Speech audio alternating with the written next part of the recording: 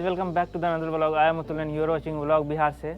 फिर से एक नए लोकेशन पे घूमने जाएंगे। हम लोग अभी नियर सीताकुंड पहुंच चुके हैं और पितृपक्ष मेला में लास्ट डे को ऐसा ही भीड़ देखने को मिलता है। देख रहे हैं कितना यहाँ पे लग रहा है, 1 किलोमीटर से एक और गाड़ियों की जो है ना कतार लगी हुई है। हम लोग भी पहुँच चुके हैं। शुद्ध वैष्णव भोजन का भी प्रबंध किया गया है। यहाँ पे कोई होटल वगैरह जनरली लगता नहीं है, लेकिन साथ ही हम लोग भी आज पहुँच चुके हैं सीताकुंड। संकेत हमारे साथ। सो भारतवासियों, मेरे दर्शकों, आप लोग देख पा रहे हैं कितना काफ़ी भीड़ है और काफ़ी दूर दूर से लोग आए हैं। आगे भी यही सेम है, बहुत लंबी लाइन लगी हुई है और काफ़ी ज़्यादा भीड़ है। कहाँ से आए हैं आप लोग? जी, मैं संतोष पटेल सतपारा से, दमोह जिला, एमपी। अच्छा, एमपी से आए हैं जी। तो यहाँ पे और वहाँ विष्णुपद घूमे जी? विष्णुपद टेम्पल घूमे उस साइड? नहीं, अभी नहीं गए। अभी यहीं आए हैं जी। वहाँ पे भी जाइएगा? जी, अच्छा, पिंडदान करके जाएंगे वहाँ पर। जी जी, ठीक है। सीताकुंड द्वार पे आ चुके हैं और यहीं से एंट्री होती है।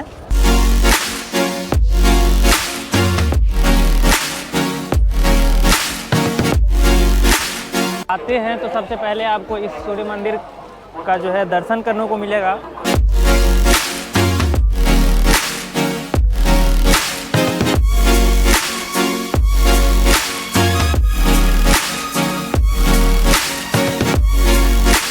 यहाँ पे देख रहे हैं कि काफ़ी हज़ारों की संख्या में भीड़ है। लोग काफ़ी दूर से आए हैं। आप लोग यहाँ पे देख पा रहे होंगे श्रद्धालुओं की कितनी भीड़ है।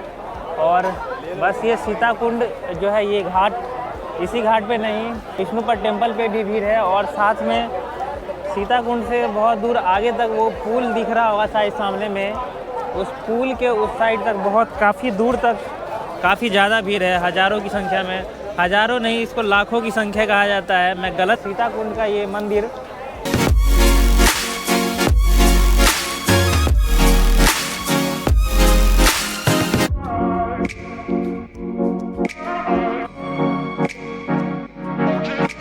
मेला का अंतिम दिन, मतलब सभी के लिए, कोई भी किसी के लिए कर सकता है। आज अंतिम दिन पे काफ़ी भीड़ है।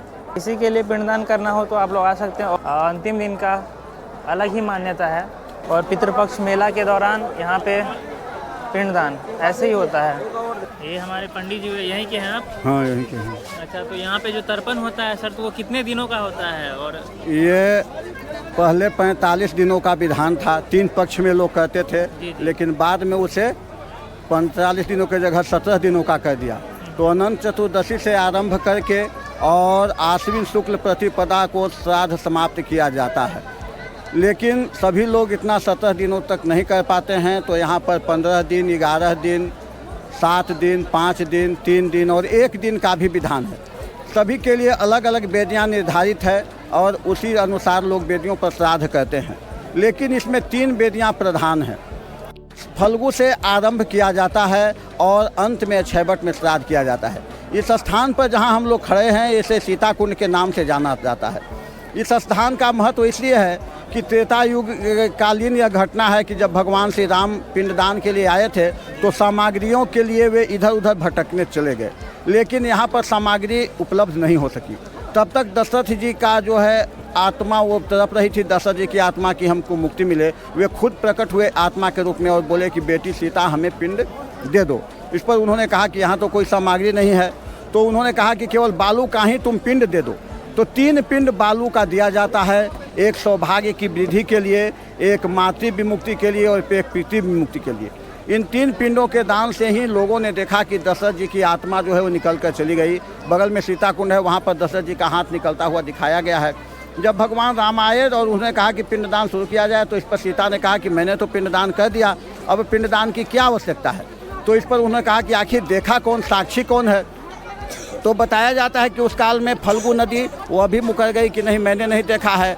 दूसरी ओर जो गौ थी वो भी मुकर गई और ब्राह्मण भी जो थे मुकर गए, केतकी का फूल भी था वो भी मुकर गए। तो ये सारे के मुकरने के बाद सीता ने सभी को श्राप दिया। फल्गु को कहा कि तुम अंदर अंदर प्रभावित होगी, अंतः सलीला होगी। ब्राह्मण को कहा कि आप कभी भी संतुष्ट नहीं हो सकेंगे।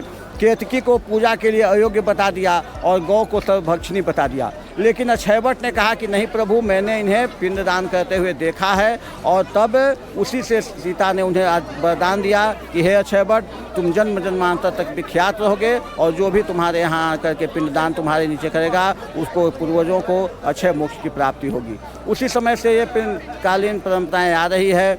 कुछ वेदियाँ तो गया के इर्द गिर्द हैं, लेकिन कुछ वेदियाँ वो जो है वो दूर है, जैसे प्रेतशिला वेदी, रामशिला वेदी, कागबली वेदी और धर्मारण्य मतंगवापी बोध गया, ये वेदियाँ जो है वो गया शहर से करीब 10-15 किलोमीटर दूर पड़ती है। इसी तरह से श्लोक अपने पूर्वजों को बताया जाता है कि कलयुग को प्रारंभ होने से पहले ही ऋषि लोग अपना पिंडदान खुद करके और मोक्ष को प्राप्त कर दिए थे। गया में अपना पिंडदान भी होता है। मंगला गौरी के ऊपर जनार्दन भगवान का मंदिर है, उनके हाथ में दही और चावल का पिंड दिया जाता है, जिससे लोग खुद अपने मोक्ष की कामना करते हैं।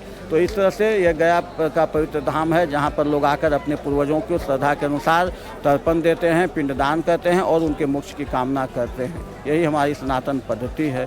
फ्रेंड्स, आप लोगों को मैंने यहाँ पे विजिट कराया, यही है सीता कुंड, और अन्यथा यही थी। जैसा कि आप लोगों को बताया, पिंडदान करने बहुत दूर से लोग आते हैं।